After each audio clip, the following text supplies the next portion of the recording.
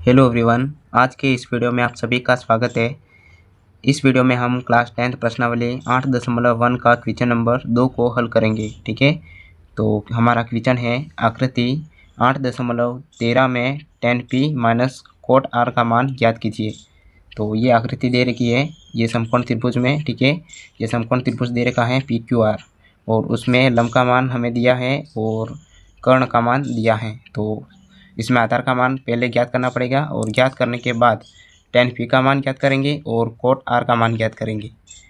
tan p का मान ज्ञात करने के बाद जो भी tan p का मान आएगा उसको tan p के स्थान पे रख देंगे और कोट r का मान प्राप्त करेंगे और कोट r का मान जो प्राप्त होगा उसको भी कोट r के स्थान पे रख देंगे। ठीक है, फिर इन दोनों को घटा देंगे, जिसका इन दोनों का मान आया था उस मान को घटा देंगे तो इनका मान प्राप्त हो जाएगा। ठीक है, तो शुरू करते हैं। सबसे पहले क्या करेंगे, इस क्वेश्चन में देखो यहाँ पे कर्ण का मान दे रखा है और लंब का मान दे रखा है आकृति के अंदर। ठीक है, तो इसमें सबसे पहले तो आधार का मान ज्ञात करेंगे और आधार का मान कैसे ज्ञात होगा, ये पाइथागोरस प्रमेय के अनुसार आधार का मान ज्ञात होगा। ठीक है, तो यहाँ पे क्या करेंगे, सबसे पहले पाइथागोरस प्रमेय के अनुसार हम क्या करेंगे, आधार का मान ज्ञात कर लेंगे। ठीक है, तो पाइथागोरस प्रमेय क्या होती है, कर्ण का स्क्वायर बराबर होगा आधार के स्क्वायर प्लस लंब के स्क्वायर के योग के बराबर होता है।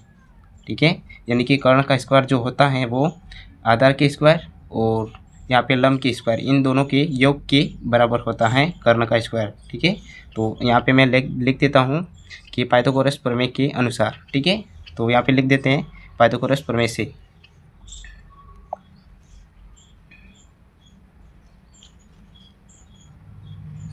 पाइथागोरस प्रमेय से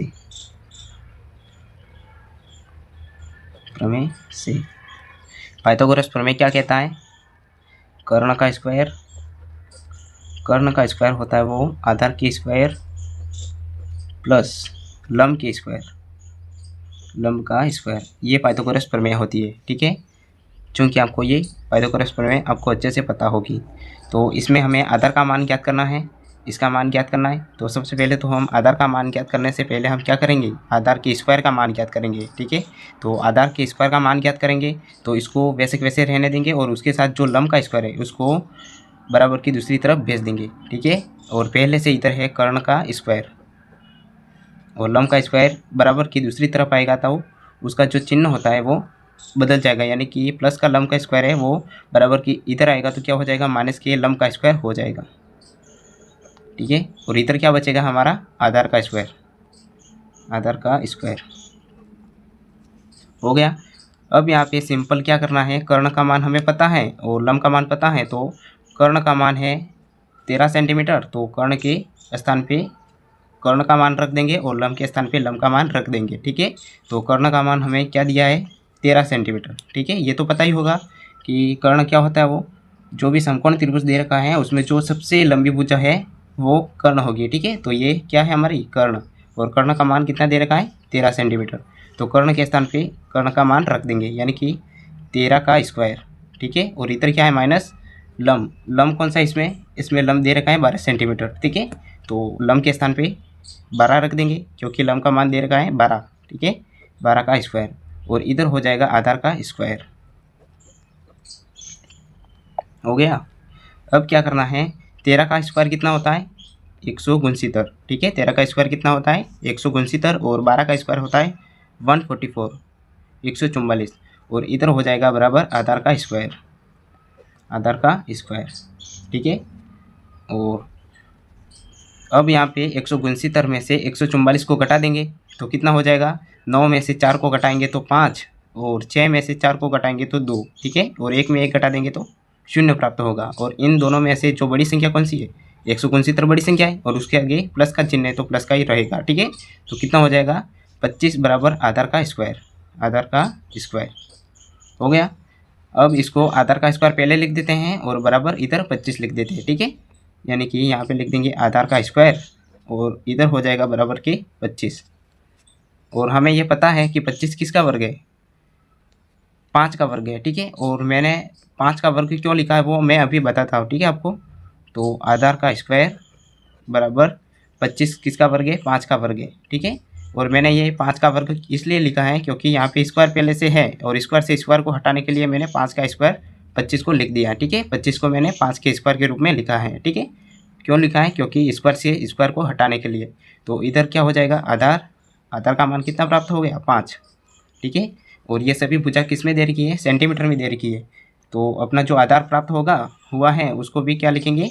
5 सेंटीमीटर। ठीक है, क्योंकि सभी भुजा सेंटीमीटर में दे रखी है तो आधार का मान जो प्राप्त हुआ उसको भी सेंटीमीटर में ही लिख देते हैं। उम्मीद करता है ये आधार का मान आपको अच्छे से समझ में आ गया होगा। ठीक है, तो यहाँ पे लिख देंगे आधार का मान कितना? 5 सेंटीमीटर। अब आते हैं अपने क्वेश्चन के अंदर। ठीक है, अब यहाँ पे tan p का मान ज्ञात करना है और cot r का मान ज्ञात करना है। तो tan p का मान ज्ञात करते हैं सबसे पहले, फिर इसके बाद cot r का मान भी ज्ञात कर लेंगे। और इसका मान ज्ञात करने के लिए हमें कुछ फॉर्मूले का यूज़ करना पड़ेगा। ठीक है, तो वो फॉर्मूले को पता होगा, लाल बटे कक्का के अनुरूप में उसको अच्छे से बता देता हूँ। ठीक है, हमारे त्रिकोणमिति फलन होते हैं 6। ठीक है, कौन कौन से? साइन थीटा, कॉस थीटा, इस प्रकार से लिख देना। ठीक है, कॉस थीटा, टेन थीटा, यहाँ पे लिख देना कॉट थीटा, सेक थीटा और यहाँ पे कोसेक थीटा। ठीक है, और लाल बटे कक्का के अनुसार अगर आप याद रखोगे तो अधिक समय तक याद रहेगा। ठीक है, इस तरीके से आप याद कर सकते हो, एल ए एल लाल बटे के ए। ठीक है,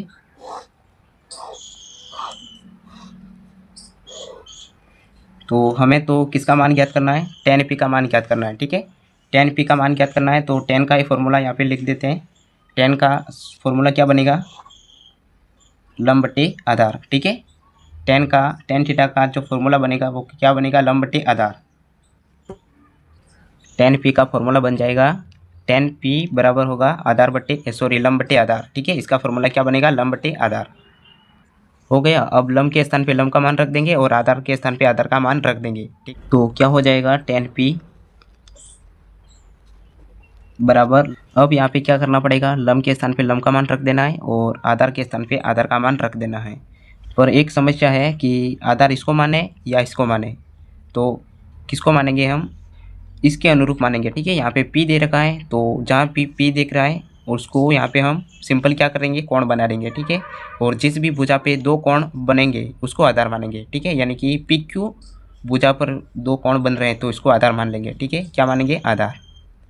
तो ये हो जाएगा ऑटोमेटिक हमारा लंब। ठीक है, क्योंकि ये जो बड़ी भुजा है वो तो कर्ण ही होती है तो इसको आधार मान लेंगे और ये हो जाएगा लंब। ठीक है, तो यहाँ पे tan p बराबर क्या होगा? लंब बटे आधार। तो लंब के स्थान पे क्या हो जाएगा? 5 सेंटीमीटर। कितना हो जाएगा? 5 सेंटीमीटर और यहाँ पे हो जाएगा 12 सेंटीमीटर।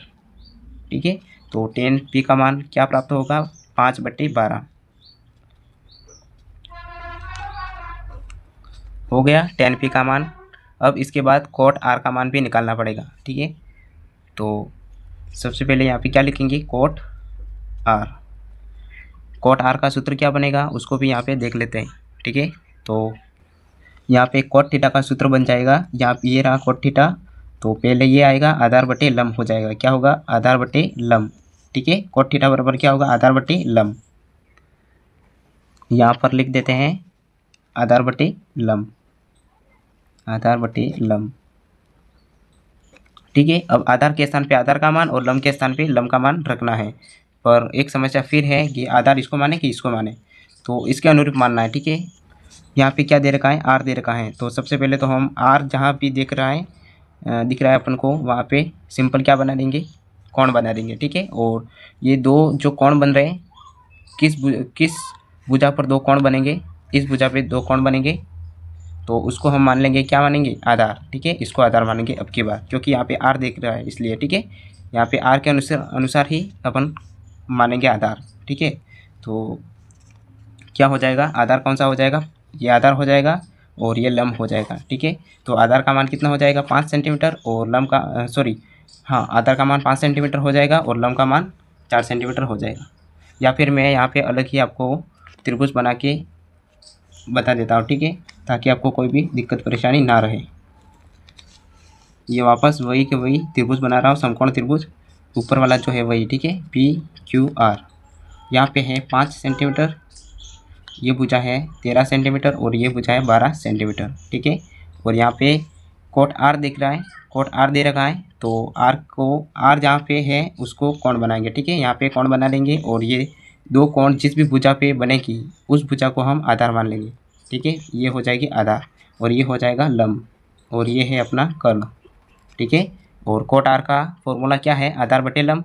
तो आधार बटे लंब जो है वहाँ पे आधार के स्थान पे आधार का मान रख देंगे और लंब के स्थान पे लंब का मान रख देंगे। ठीक है, तो कोट आर बराबर क्या हो जाएगा, आधार का मान कितना है 5 और लंब का मान है 12। ठीक है, तो कोट आर का मान भी बहुत इजी से अपना निकल चुका है। ठीक है, और अब आते हैं अपने वापस क्वेश्चन पे। क्वेश्चन में क्या करना है, अब यहाँ पे क्या करेंगे, tan p का जो मान प्राप्त हुआ है उसको यहाँ पे रखेंगे और कोट r का मान जो प्राप्त हुआ है उसको रखेंगे। फिर यहाँ पे माइनस कर देंगे, यानी कि इन दोनों को घटा देंगे, उसका जो मान प्राप्त हुआ है उनको। ठीक है, तो उसका मान ज्ञात हो जाएगा।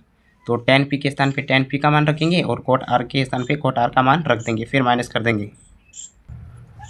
ठीक है, तो यहाँ पे क्या था, tan p minus cot r। ठीक है, tan p minus cot r। अब tan p का मान क्या प्राप्त हुआ था अपना, यहाँ पे tan p का मान प्राप्त हुआ था 5/12। ठीक है, तो tan p के स्थान पे लिख देंगे 5/12। इसी प्रकार से कोट p का मान क्या प्राप्त हुआ है, कोट p का मान प्राप्त हुआ है 5/12, तो यहाँ पे भी लिख देंगे 5/12 और यहाँ पे माइनस करेंगे, ये प्लस का है और ये माइनस का है तो ये कैंसिल हो जाएगा, यानी कि प्लस माइनस माइनस होगा, यानी कि 5/12 में से 5/- को घटा देंगे तो क्या प्राप्त हो जाएगा, 0। ठीक है, यहाँ पे मैं एलसीएम लेके भी आपको बता देता हूँ। 12 और 12 का एलसीएम क्या आएगा, 12। ठीक है, और 12 का भाग देंगे 12 के अंदर कितनी बार जाएगा, एक बार। एक का गुणा कर देंगे 5 से तो कितना होगा 5।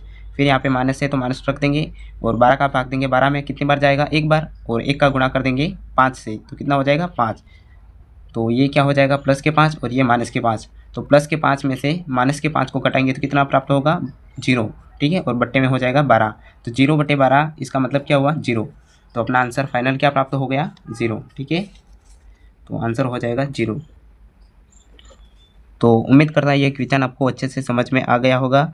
अगर आप इस चैनल पे नए हो तो चैनल को सब्सक्राइब कर लेना और वीडियो पसंद आई हो तो एक लाइक कर देना। ठीक है, तो मिलते हैं नेक्स्ट वीडियो में नेक्स्ट सवाल के साथ, तब तक के लिए जय हिंद।